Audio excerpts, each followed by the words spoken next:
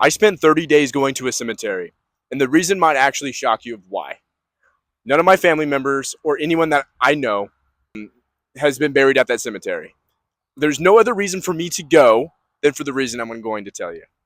Hang on for about 30 seconds.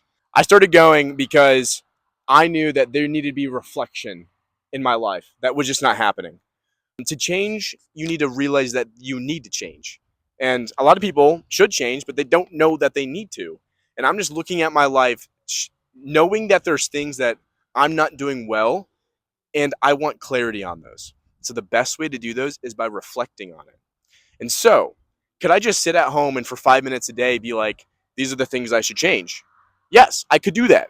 But how much more real and committed would it be for me to actually pull up in person to a place where people are dead and just be like, I'm going to be here in a matter of years. And I need to start changing things now in order to get my head in the right space for what I need to do.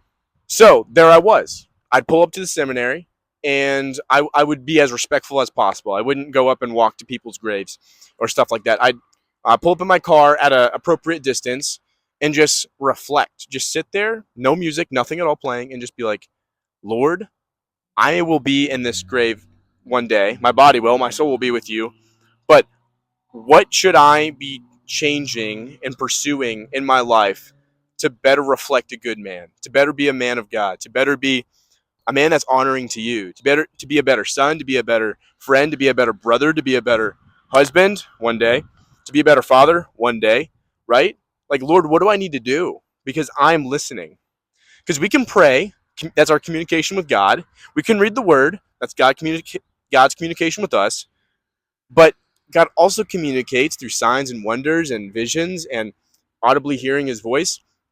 But how are you going to be able to hear that if your ears are always covered by sound and noise and distractions? It says, be still and know that I am God.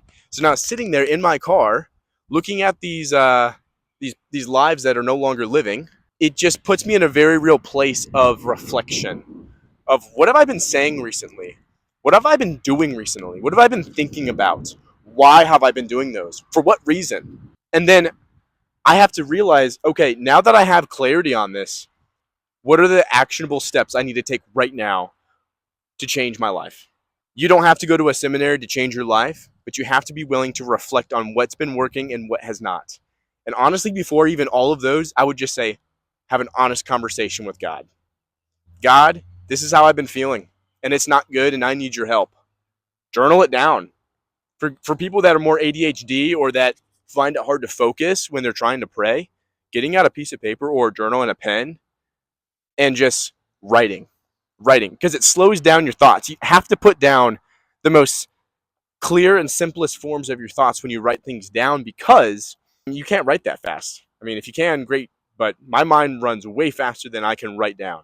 So that is why I went to a seminary for 30 days. I actually did a monk mode for it, which, by the way, that just means I did a challenge for 30 days to do this, amongst some other things. It's not on YouTube, but it will be shortly, so you can probably find it in one of my playlists on my channel. And I guess I challenge you with this. Don't just go to church, be the church. Be the church body. The church is the people, not the building. All right, be blessed. See you later.